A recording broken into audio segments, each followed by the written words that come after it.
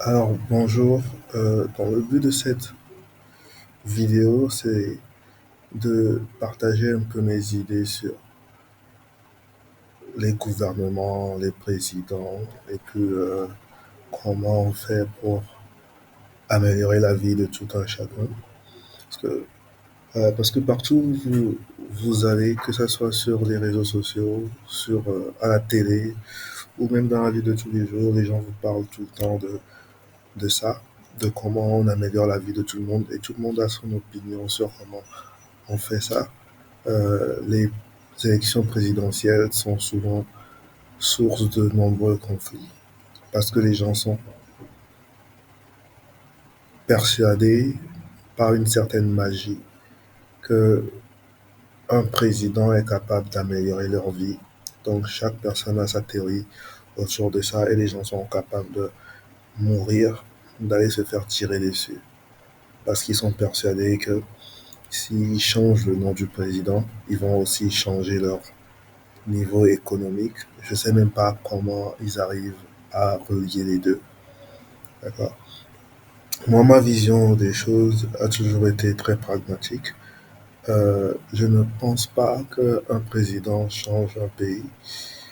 Et tout comme je ne pense pas qu'un entraîneur change une équipe de football, par exemple. Il peut avoir une influence euh, sur l'équipe, mais moi je pense qu'une bonne équipe va rester une bonne équipe peu importe l'entraîneur, et une mauvaise équipe va rester une mauvaise équipe, peu importe l'entraîneur. Si vous suivez un peu le football, bah, le Real, c'est une bonne équipe et ça a toujours été une bonne équipe, peu importe l'entraîneur à la tête. Manchester City, dès qu'ils ont eu l'injection des fonds de l'Arabie Saoudite ou du Qatar, je sais plus, bah, ils sont devenus une bonne équipe et ils sont restés une bonne équipe. Et chaque saison, c'est une bonne équipe. C'est la même chose pour un pays. Ensuite, si tu prends les États-Unis, c'est pas parce qu'ils auront mis un clown à la tête du pays qu'ils vont s'arrêter d'être un pays riche. D'accord. Donc, quand tu as une bonne équipe, tu as une bonne équipe. euh, les choses qui font d'une équipe une bonne équipe, ce sont les bons joueurs. Et les choses qui font d'un pays un grand pays, un pays riche, ce sont les bonnes entreprises. Donc, au lieu de se battre pour que le nom du président change, moi je comprendrais plus si les gens se battaient pour que bah, on investisse plus dans les entreprises et pour que on transforme plus d'entreprises en licornes. Ça, je comprendrais parce que si tu as plus de licornes dans ton pays, tu as une meilleure économie et la vie des gens est améliorée. Alors quand tu as un bon président, un président qui parle bien, ça ne change pas grand-chose. Si tu as des entreprises qui sont pourries, tu vas continuer à avoir des entreprises qui sont pourries.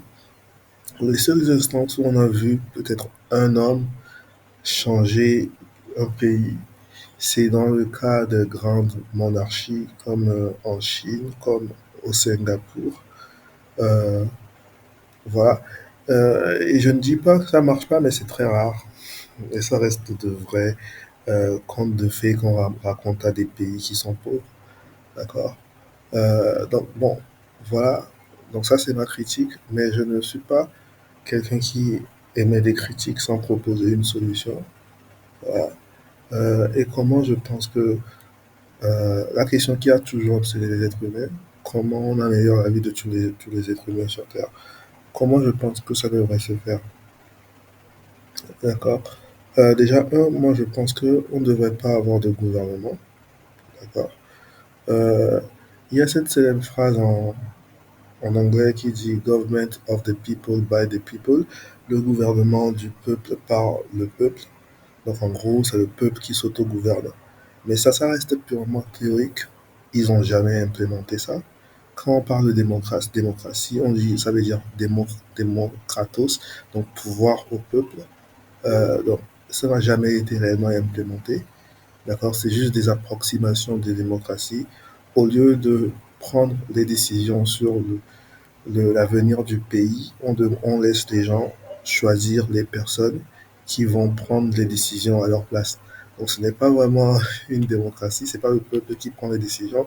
Même si le peuple choisit la personne qui prend les décisions, ça reste toujours pas le peuple qui décide. Donc ça c'est plus ce qu'on a dans les pays qui sont soi-disant démocratiques aujourd'hui, c'est plus des oligarchies. Ce ne sont pas des démocraties.